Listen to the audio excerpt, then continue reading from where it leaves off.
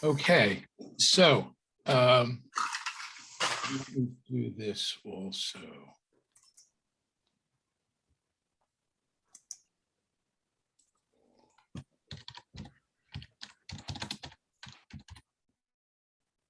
Okay, done that. Take this down.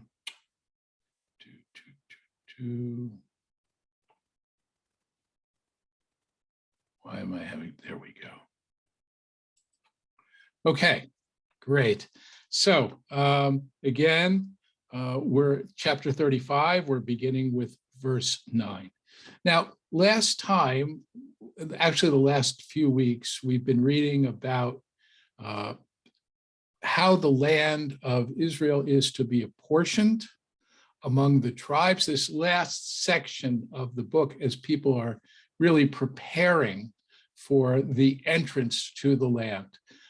There's a census, and after the census, we begin to think about how the land will be divided, how the people will go in and conquer it. And we're told which parts of the land that each tribe will have, and then how the tribe of Levi will be dispersed among them.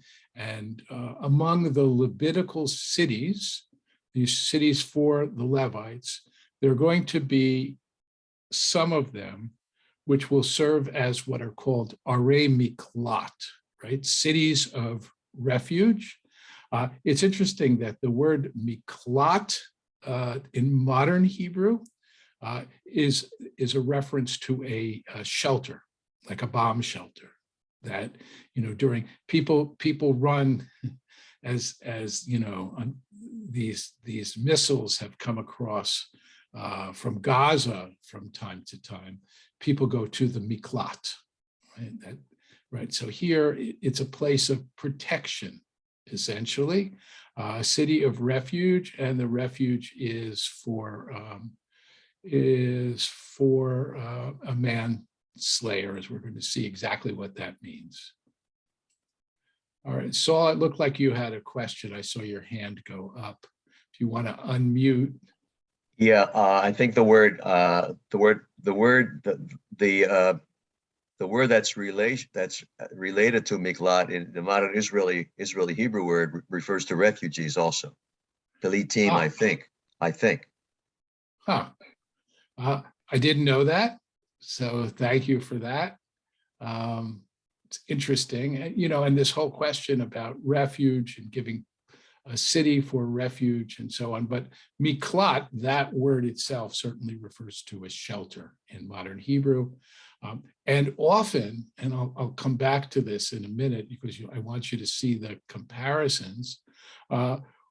Often, if you're in a building, like an apartment building in Israel, there'll be a sign in the building which says La Miklat, to the shelter, and it'll be pointing actually downstairs, usually to the basement of the building.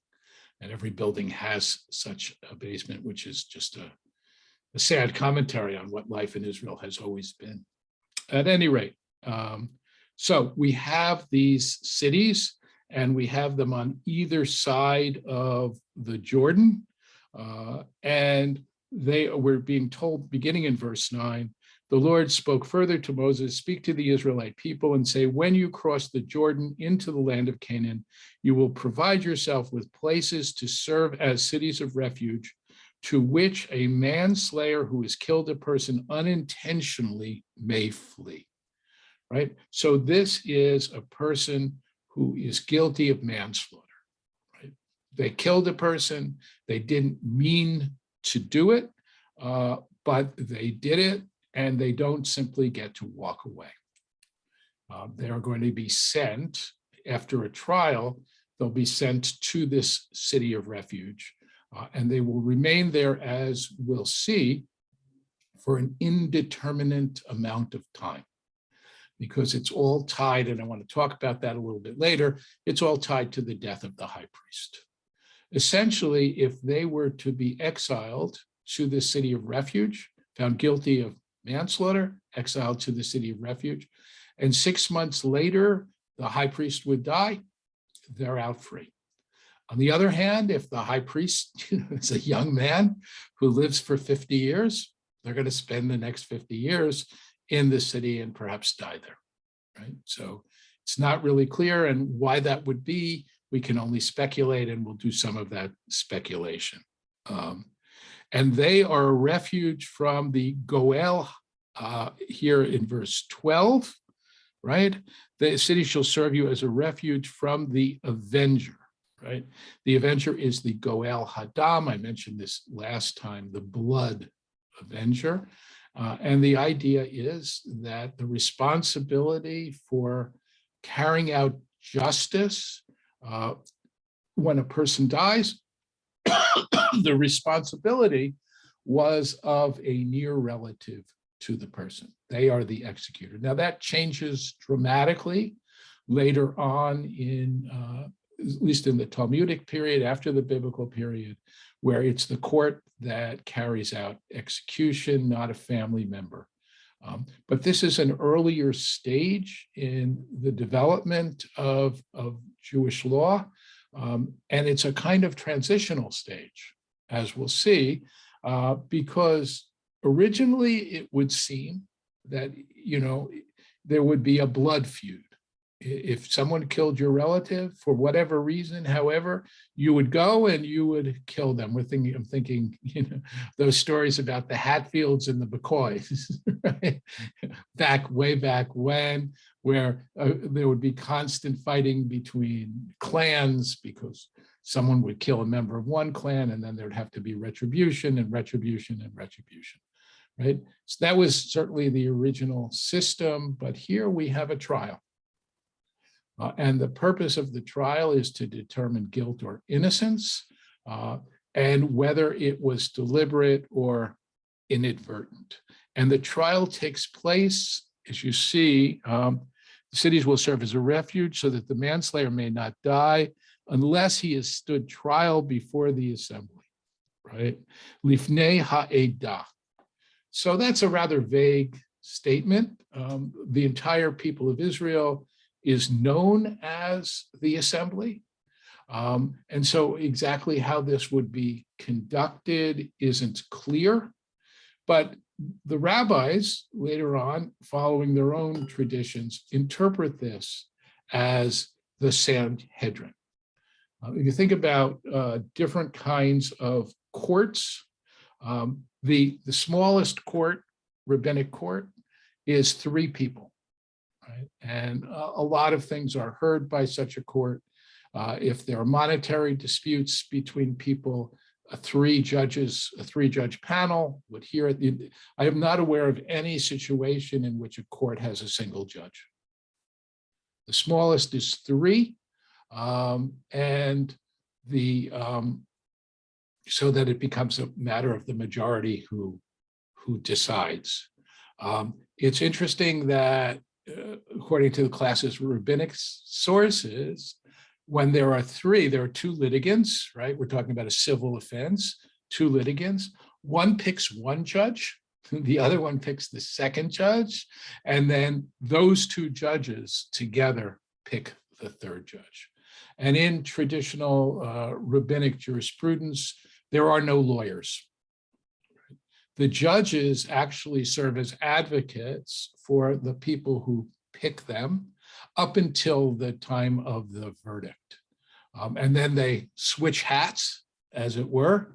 And once the evidence has been put forth, pro and con, then the group makes a decision. So that's the smallest kind of rabbinic court. That kind of court is also used in order to establish matters of identity. If someone converts to Judaism, for example, you convene a Beit Din, 3 individuals, and it takes place in front of them. If there's a divorce, again, you have a Beit Din, documents are signed, presented, and so on. So that's kind of the smallest category. But when we're talking about a capital case, according to the rabbis, here it says before the assembly, the rabbis talk about a Sanhedrin. And in this case, judging a capital case, it would be 23 judges. Right? So it's a very large group, perhaps because of the language of the assembly.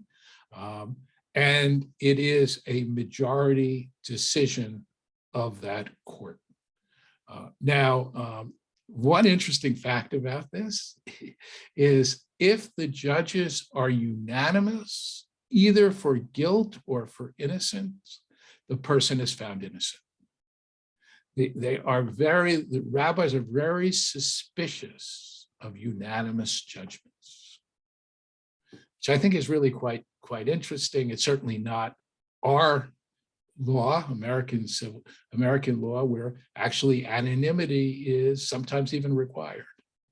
But here, no. A majority of the 23 judges. And as I mentioned last time, the rules of evidence are extremely strict. And in fact, we have a rabbinic statement, I think it's Rabbi Akiva, who says a court that finds a single individual guilty of murder once in 70 years has blood on their hands.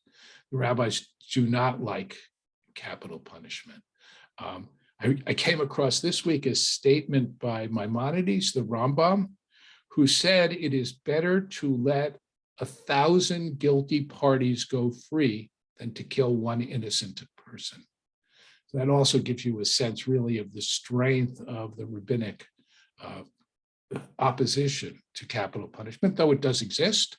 And there is a voice in the rabbinic tradition that says if you don't impose it, you are simply increasing murderers, right? There would be no disincentive. So you can look at it either way. In any case, all we know here is that there is, in biblical times, there is a court, and that court somehow it represents the whole community. Okay, and now we're going to go on. Well, actually, before we do, I just want to come back and give people an opportunity, if you want, to ask anything that you might want about this rabbinic conception of courts and how they work, if anyone has a question or a comment. Okay, so we'll go back then to the city of refuge. The towns you will assign 6 cities, all 3 cities on one side of the Jordan and 3 cities in the land of Canaan as cities of refuge. They will serve the Israelites and resident aliens among them for refuge. And anyone who kills a person unintentionally may flee there, right? And this is typical of the statements we see elsewhere that resident aliens and Israelites are judged by the same law, right? So, which, just because someone is an alien, not a member of the Jewish people who lives among them, doesn't mean that they're going to be executed. It's the same standard. Okay, so now we'll get a definition. Anyone who strikes another with an iron object so that death results is a murderer, be put to death. If he strikes him with a stone tool that causes death and death results, he's a murderer, must be put to death. Similarly, if he strikes him with a wooden tool that can cause death and death results, he is a murderer and he must be put to death. The blood avenger himself shall put the murderer to death. It is he who will put him to death upon encounter. So too, if he pushed him in hate or hurled something at him on purpose, and death results. Or if he struck him with his hand in enmity and death resulted, the assailant shall be put to death. He is a murderer. So here, what we're really talking about is intent, right? Can we read some kind of intent, even if it was not entirely, if you strike somebody in anger and you kill him, you might not have intended to kill him, but nonetheless, you're guilty, as opposed to something that's truly inadvertent. And we get more definitions, clearer definitions of this actually when these laws are repeated in the book of Deuteronomy, and it gives the example of an inadvertent murderer as someone who might be in the forest and is using a stone axe, and the head of the axe goes flying away and strikes somebody and kills him. That's truly an inadvertent act.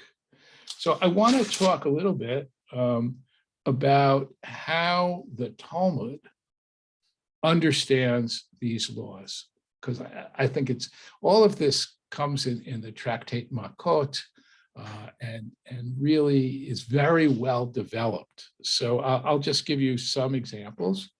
So one example is that everywhere on the roads of Israel, according to the Talmud, there have to be signs. This way to the city of refuge, right? So somebody who is fleeing doesn't have to figure out where to go. Just as I said earlier, in Israel, you'll see a sign in an apartment building, this way to the shelter. Here it's on all the roads, and that's how people will know. They take up this notion of being in a forest, and they carve out an exception, and that has to do with the fact, let's assume that two people are in a forest, and one person, as I said before, using an axe, and the axe handle goes off and hits another person. So the rabbis say, well, what if the other person had no right to be in the forest? Private land. Oh, there was no expectation that they would be there. The person chopping wood is entitled to be there. Perhaps he was hired by the owner of the forest, or maybe it's his forest, but the other person was trespassing. In such a case, the manslayer simply goes free. So it's a limit. He is not sent into exile because he had no reason to assume the person was there, and the person himself shouldn't have been there. And so we get a kind of rabbinic limitation on this. The rabbis are concerned about commerce in the city of refuge. And at least according to one opinion, you're not allowed to sell any kind of arms, knives, tools that can be used to kill someone within the city of refuge. The fear is that the blood avenger will make his way in there. So intent is he on executing the manslayer, that he'll get in there and have to make sure that nothing is available, no weapons are available to him. I would parenthetically point out that this is, to my knowledge, the earliest sense of gun control. I mean, it's not guns, right? But the rabbis are very concerned with weapons getting into the wrong hands. Here is something which is, which I find truly fascinating, right? And that is, there's a rabbinic teaching that if a rabbi's student is exiled to this city of refuge, the rabbi has to go with them. Right? Stunning, right? Now, one assumes that this is not, just any student, right? But this is the primary student, and the rabbis derive it from the idea that a person who is guilty of manslaughter and is sent to the city of refuge to live, right? That he should live and not die. And for the rabbis, life without Torah is not life. And so the teacher now has to go into exile to make sure that the student is not living without Torah. Now, I have to say, I'm sure this is just rabbinic hyperbole, right? First of all, they don't have cities of refuge, right? All of that is done in the rabbinic period. So this is much more a statement of value. and a statement of the importance of Torah, that Torah is a source of life. There is, and I think this is similar, what is the basis for the idea that we read Torah 3 times a week, right? We read it on Shabbos, we read it on Monday, and we read it on Thursday, right? The idea is that 3 days should not pass without some kind of Torah reading. What are the rabbis connected to? They connect it to the story of the Exodus. The people come out and they go for 3 days without finding water. Water is a source of life, and so is Torah. So you see this again here. And they also say that if the teacher is exiled, the students should go with him, right? Because they should not be deprived of Torah. Now, again, this is a statement of values. After all, there are other teachers, right? There are other students. Somebody could start a yeshiva within the city of refuge. And then we'll go, I just want to go a little bit further now. Right. Where am I here? He pushed him without, I'm going back to verse 22. Well, actually, before I do that, let me just come back to this. Again, open things up, since we talked about cities of refuge and the rabbinic version of them. Any questions about that? Anything at all? Okay. Yes, no? Okay. So I'm going to go back. Okay. So what we have now is the assembly will, I'm going back to verse 25. The assembly shall protect the manslayer from the blood avenger, and the assembly will restore him to the city of refuge to which he fled, and he shall remain until the death of the high priest who was anointed with the sacred oil. So this seems very odd, right? Why the high priest? Why not just say he'll serve a term of 10 years? Because this exile, right, has really 2 functions. He's not only being protected from the blood avenger, but in fact, he's being imprisoned in this city and cut off from his community, perhaps even from his family if they don't go into exile with him. So why not just say a term of exile? Or why not just say that it will be for the rest of his life, since the blood avenger is always going to be out there? What's special about the high priest?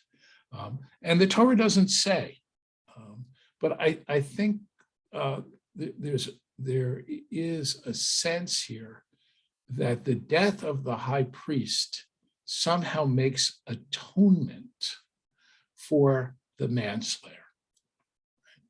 That it obviously the high priest dies of natural causes, right? So he's not sacrificed, but there is some sense of atonement. And I think that's really interesting if you think about sort of Judaism and Christianity and the role of Jesus in Christian thinking. There is this sense, right? You're probably familiar with this expression, Jesus died for your sins, right? So the idea is that Jesus's death somehow brings atonement for the people, at least the people who believe in him, right? Because in order to receive that salvation, you have to be a believer. And so I think we see, I mean, it's very, very different, right? But the idea of a death can bring atonement is perhaps here. And as I mentioned last time, there's this great statement in the Talmud that the mothers of the priests used to weave clothing and bring food to the people in the cities of refuge, right? They did not want them praying for the death of their sons. At any rate, this shall be your law of procedure throughout the ages in all your settlements. If anyone kills a person, the manslayer may be executed only on the evidence of witnesses. The testimony of a single witness against a person shall not suffice for a sentence of death, right?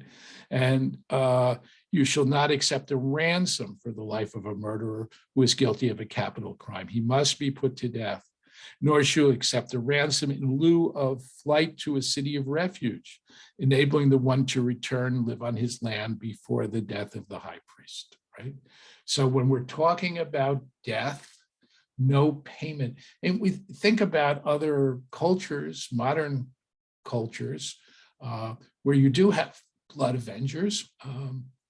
There are places where this happens and where there's a negotiation between the survivors, the family of the deceased, and the person who inadvertently slayed them, and some agreement is reached, perhaps a certain number of sheep are going to be paid or something like that. We don't see that here.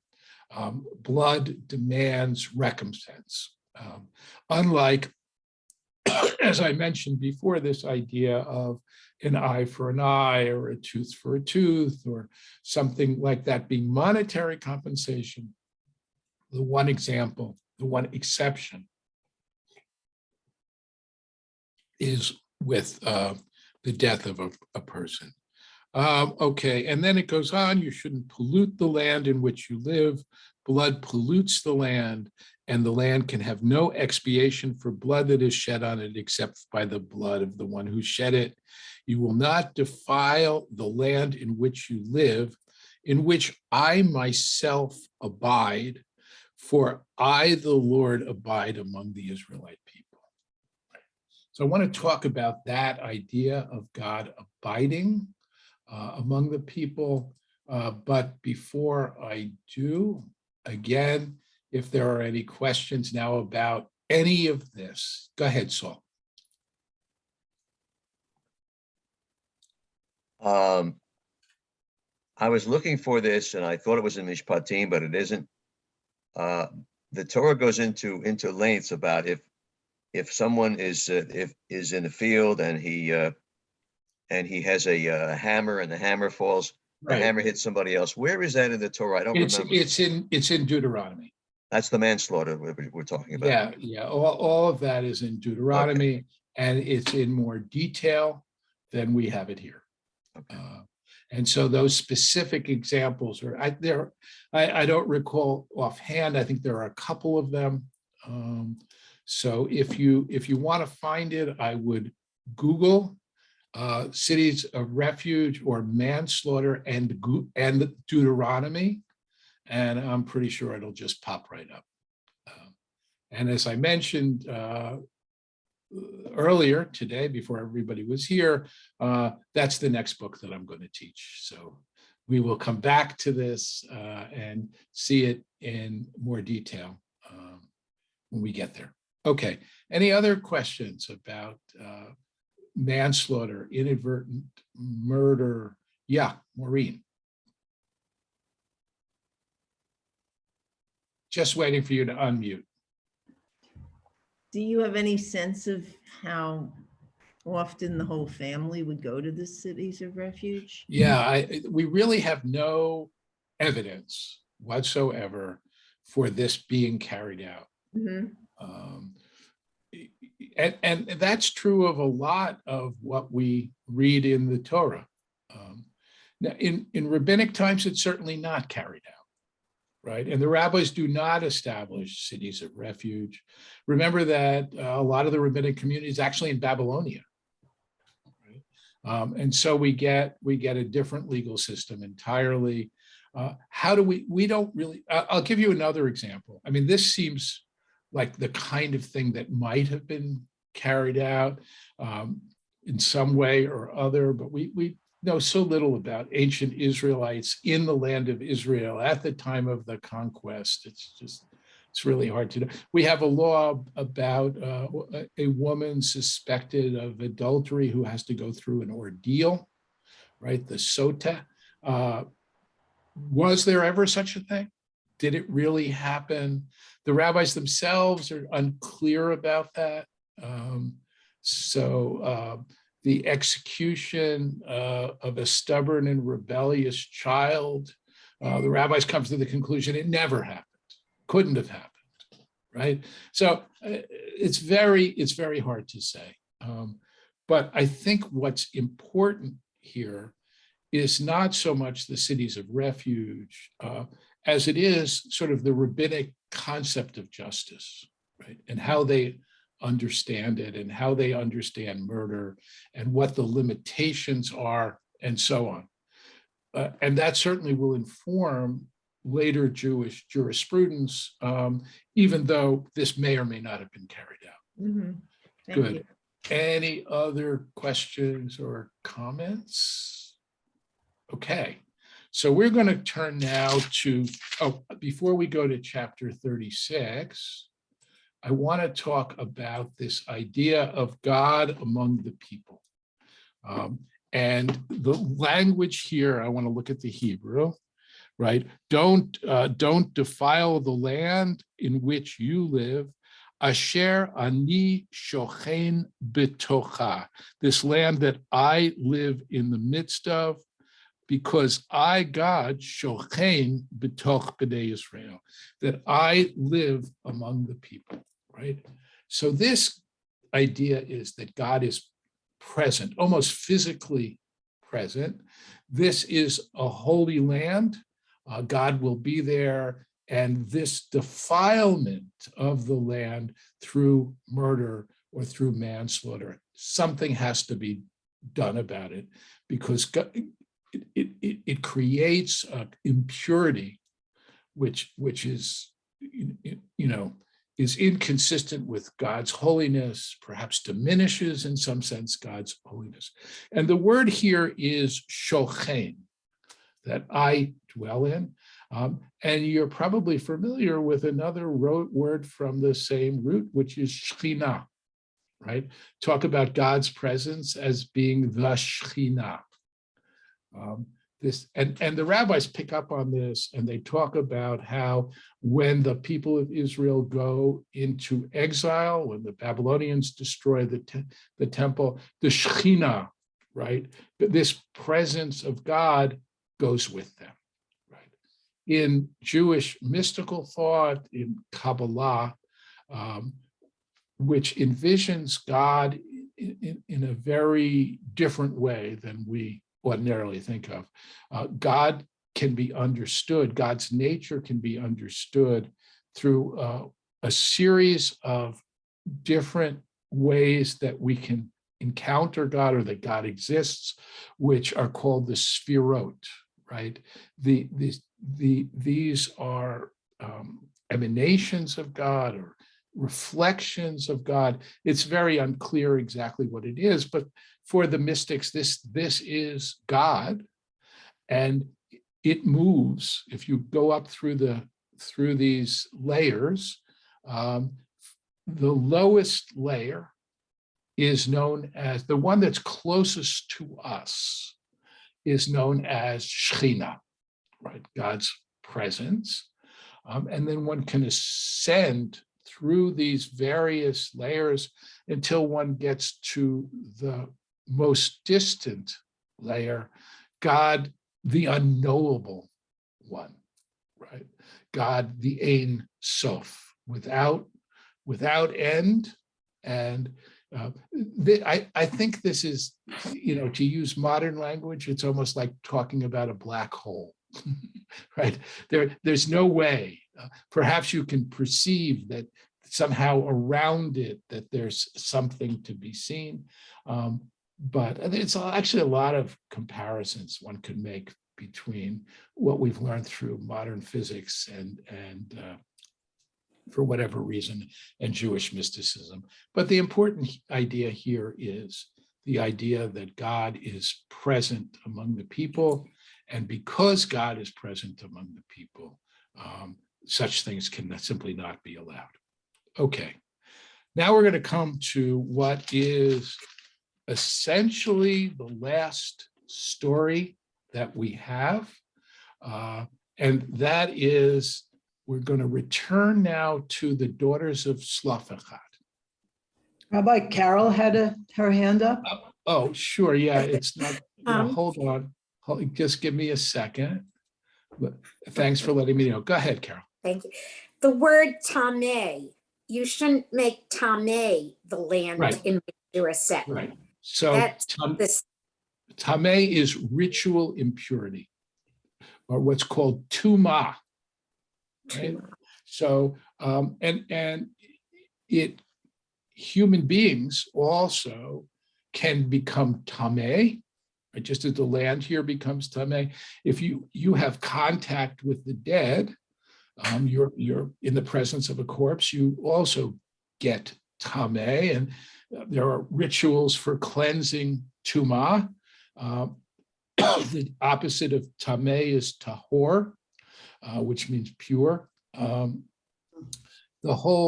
Any encounter with blood seems to have within it some kind of tumah.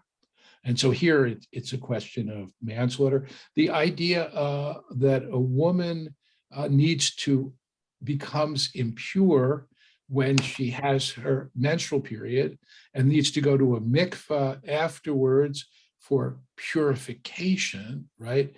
Also has to do with this idea that it's not that she's dirty or unclean, but there is this sense of ritual impurity which needs to be cleansed, right? So for good and for ill, right? Any contact really with blood.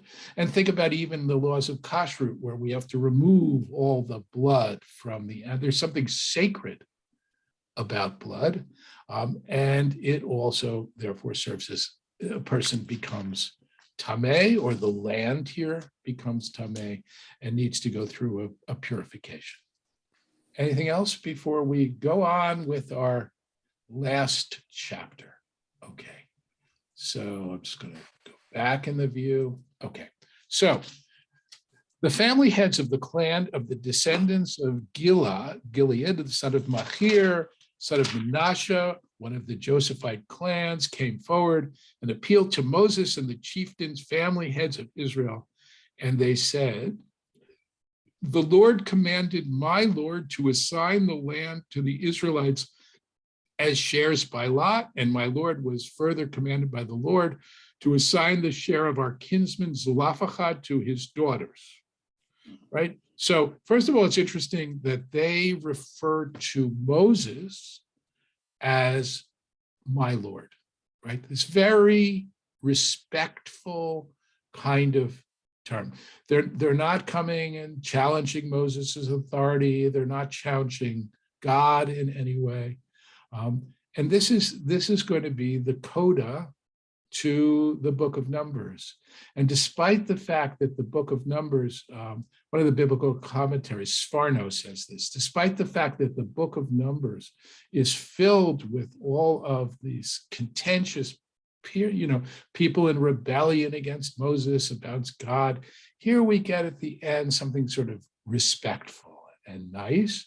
And they have a problem. They have a problem with God's decision that the daughters of Zelophahad get to inherit their father's land. Why?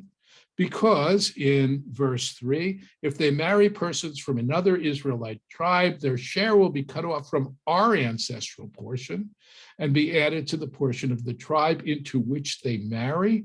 Thus, our allotted portion shall be diminished, right? God said they can marry whoever they want. And the land, through that marriage, is going to be transferred to the tribe of their husband. And we've just learned how the land is going to be apportioned to the tribes. So if you let this go on, all right, we're going to lose this. And even in the Jubilee year, when everything is restored goes back in the 50th year to the original allocations, it's going to be lost. So Moses, at the Lord's bidding, so again, God seems to be speaking to Moses, instructs the Israelites saying, the plea of the Josephite tribes is just. This is exactly the same language that was used before, you may recall, when the daughters of Zelophahad made their request, and God said, they are just. And here too, they are just. This is what the Lord commanded concerning the daughters of Zelophahad. They may marry anyone they wish, provided they marry in a clan of their father's tribe. Right? So they can marry whoever they want, but you have to stay within this tribe of Manasseh. That's the requirement, so that they'll get their inheritance, but the land will not be lost. Every daughter among the Israelite tribes who inherits a share, that is, those who are similar to the daughter of Zelophahad, because the rule exists for everybody, where the father has died, and there are no sons, in order that every Israelite may keep his ancestral share. Thus, no inheritance will pass from one tribe to another. The Israelite tribe shall remain bound, each to its portion. The daughters of Zelophahad did as God commanded Moses. Machla, Tzirza, Hogla, Milcah, and Noah. Zelophahad's daughters were married to the sons of their uncles, right? So they married their cousins. They stayed in the tribe, actually in the clans of the descendants of Manasseh, the son of Joseph. And so their share remained in the tribe of their father's clan. These are the commandments and regulations the Lord enjoined upon the Israelites through Moses on the steppes of Moab at the Jordan near Jericho. These are the last words of the book, summing up really what we've had up to this point. The idea is, and now they've been told everything they need, and now they're going to go into the land. Of course, we then have the book of Deuteronomy, where Moses will tell them everything he wants them to know. And then in the book of Joshua, which follows Deuteronomy, they'll go into the land. I want to just draw your attention for a minute to the words, the Hebrew words on the bottom of the page. Chazak, Chazak Venitchazek. Oh, cool. These words are said, as you doubtless know, when we are in synagogue and we conclude the reading of a book of the Torah, right? The tradition is the reading finishes. As the last verse is being read, the whole congregation stands up. Once the last verse is concluded, the congregation says, Chazak, Chazak Venitchazek, and then the Torah reader repeats the words, Chazak, Chazak Venitchazek, right? So it happens 5 times a year, right? Whenever we finish a book of the Torah, we get Chazak, Chazak Venitchazek. Now, it's not really clear what these words mean or who they are referring to. We know that the word chazak means strong, right? Joshua will be told again in his chazak v'yamatz, be strong, be courageous, God says to Joshua as he's about to go into the land. So chazak, and even in modern Hebrew, chazak means strong, right? We repeat it again, strong, strong, venitchazek, and be strong, or be strengthened, or something like that. So there are a variety of ways to understand this. One is to say that these words are addressed to the Torah reader, who has now finished reading the book of Numbers and perhaps is a little depleted and played out. And we're saying, be strong, you're going to go on now. And maybe our whole community, right, needs to gather strength. as they go on. So it could be the Torah reader. It could be that the strength that we're talking about is, in some sense, the strength of Torah, right? That we, in gratitude, right? And we're saying, this is our strength, right? And so we've gathered strength, and we're going to use that strength to move ahead. This idea of strength is often associated with the Torah.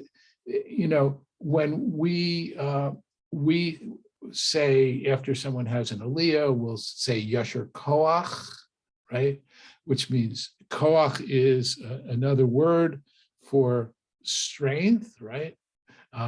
May your strength be straight, literally, but again, your strength increase, right? And the person who had the Torah says, Baruch Tiyah, blessed be it be, right? May it be true, something like that.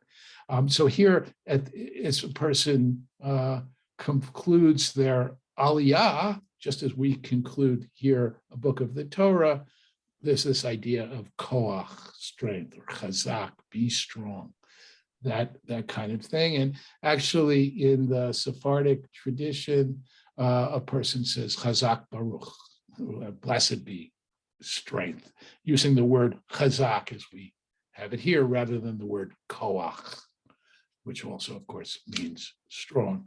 And with Chazak Venitchazek, we have actually come now to the end of our study of the book of Numbers. So I say to all of you, Chazak Venitchazek.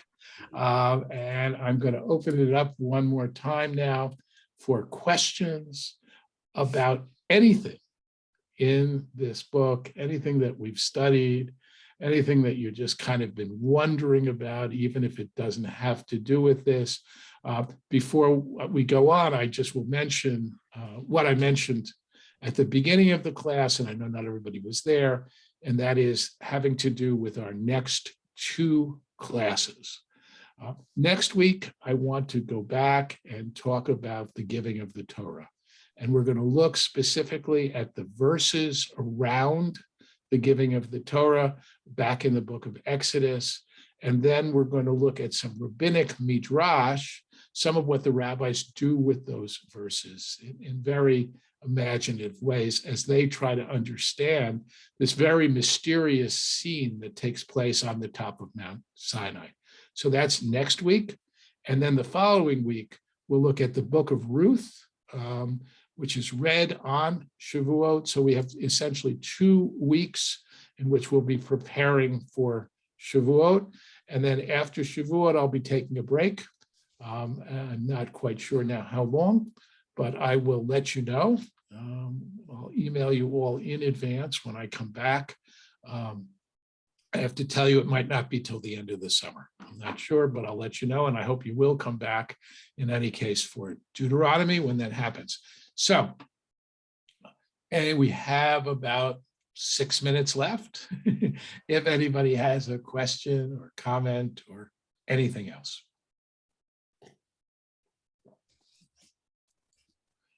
All right. Yeah, Saul, go ahead. I can always rely on you, Saul. Speaking of Shavuot, it was interesting in last week's Parshat Emor, when it talks about all the holidays. It only mentions the agricultural aspect of, from the Omer to Shavuot, right? Chag HaBikurim, nothing about the giving of the commandments or anything. It's strictly agricultural.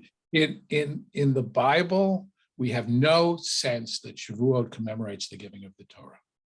It is the rabbis who decide that.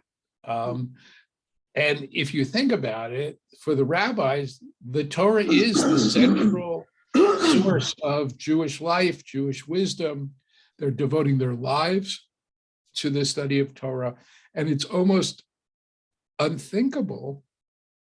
Well, let me back up just for half a second. The other holidays all have historical connections to the lives of the Israelites, right? We have 3 pilgrimage festivals.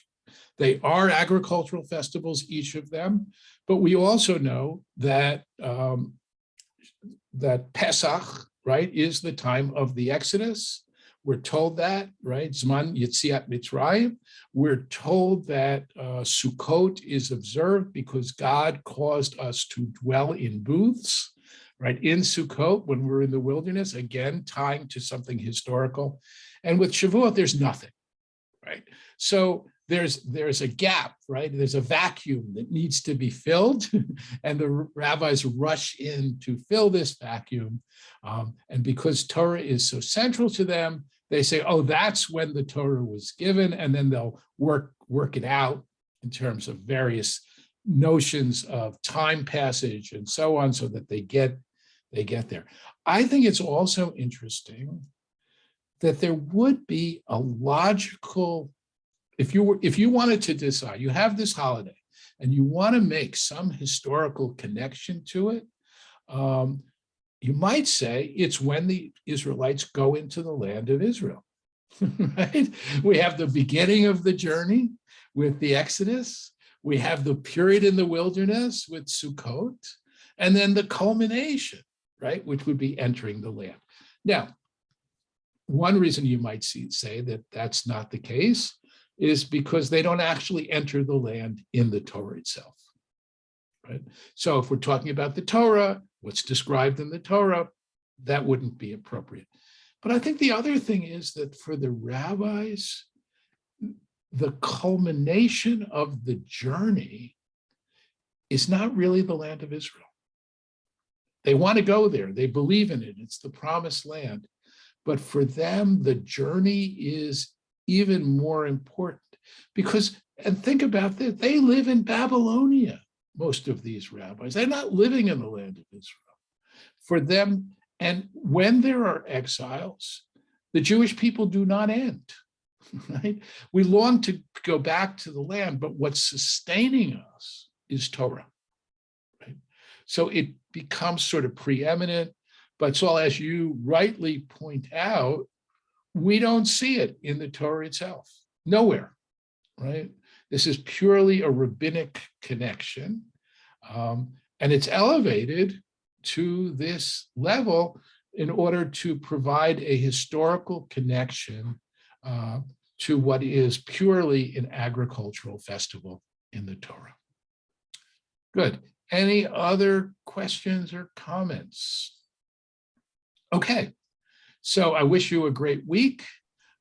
We'll be looking at the giving of the Torah next week, and then following that, we'll take up the book of Ruth, and I hope to see you for them. And have a great week. Thank And you. And Everybody. congratulations on finishing the book of Numbers. Okay, everyone. Bye. What of? Shavua tov. Bye.